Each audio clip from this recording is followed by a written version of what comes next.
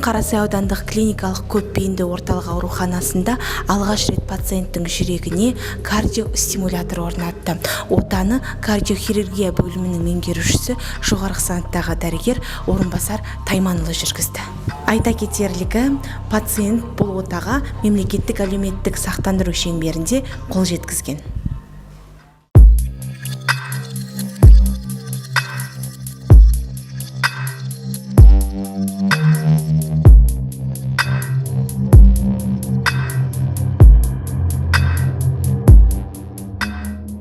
Біз Қарасай ауданында алғаш рет электрокардиостимулятор аппаратын орнатуды жолға қоюдамыз. Бізге осы қараша айының 7-сі күні бір әйел адам келіп түсті, 54 жастағы.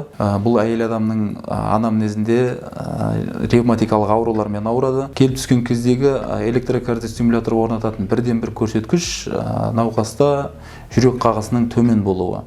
Яғни науқаста жүректің қағысы 30-35 минутына соғып тұр. Қалыпты жағдайда жүректің қағысы 60 пен 90-ның арасында соғу керек.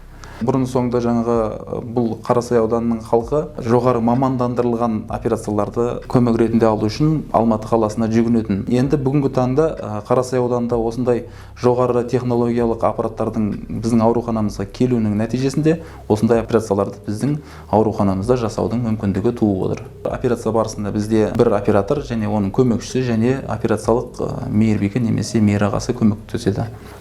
Қазір науқасымызды операцияға дайындаудамыз. Операцияны бастасақ болады.